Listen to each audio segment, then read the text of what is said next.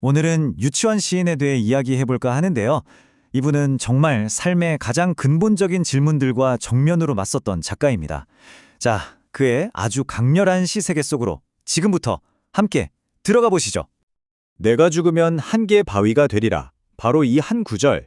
이게 유치원 시인의 철학 전체를 꿰뚫는 뭐랄까 핵심 열쇠라고 할 수 있습니다. 정말 강렬하죠?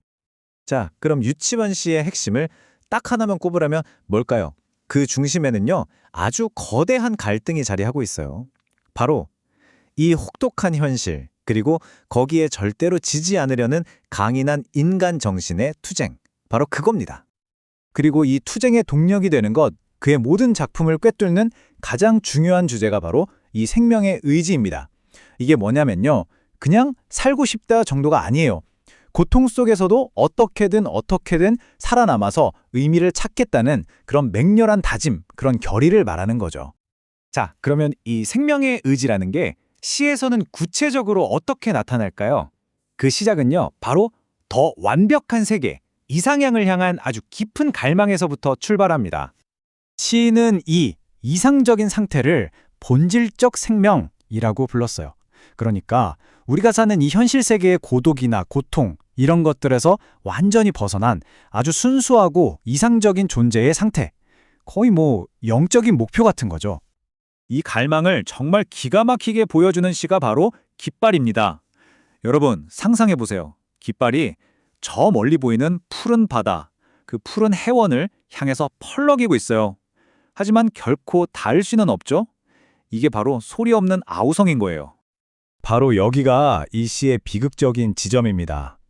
마음, 그러니까 영혼은 저 이상향을 향해서 자유롭게 날아가고 싶은데 몸은 깃대에 꽉 묶여 있잖아요. 이 둘 사이의 슬픈 갈등, 이게 바로 깃발의 운명인 거죠.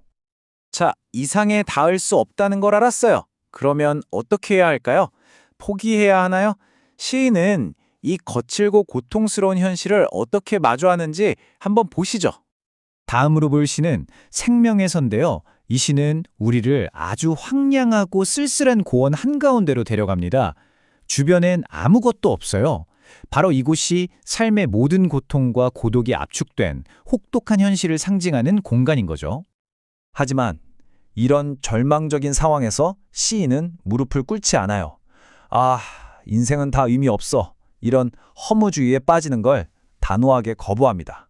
그리고 오히려 바로 그 고통 때문에, 그 고통에도 불구하고가 아니라 바로 그 고통 때문에 나는 살겠다는 의지를 불태우는 선택을 하는 거죠.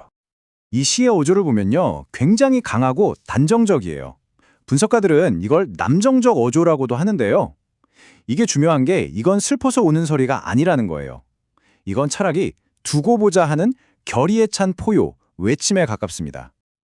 자, 이렇게 강인한 의지가 계속해서 단련되다 보면 어디에 이르게 될까요? 그 궁극적인 경지가 바로 바위입니다.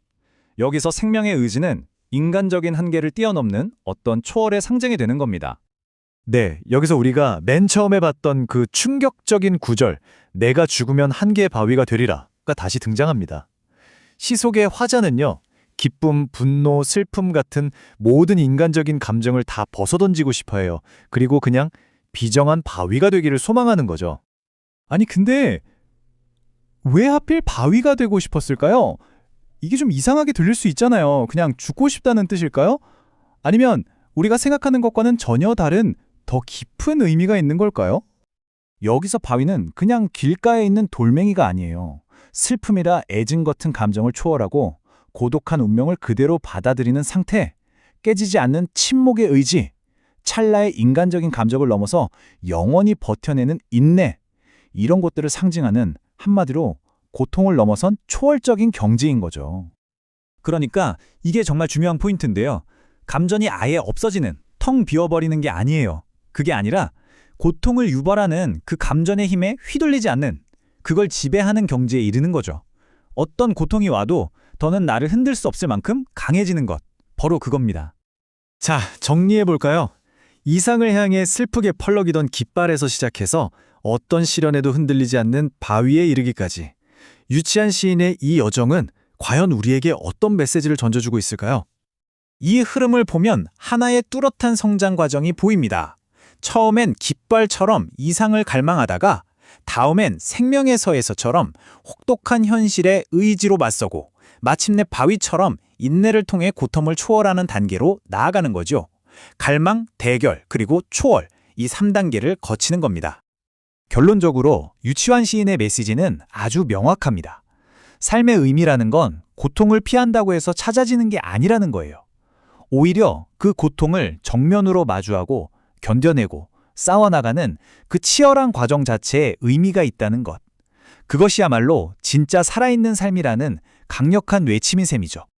결국 시인의 이 치열한 고민은 우리 자신의 삶을 돌아보게 만듭니다. 여러분의 삶에서 바위는 무엇인가요? 힘든 시기를 버티게 해주는, 나를 단단하게 만들어주는 그것은 무엇인가요? 한 번쯤 생각해 보시는 것도 좋을 것 같습니다.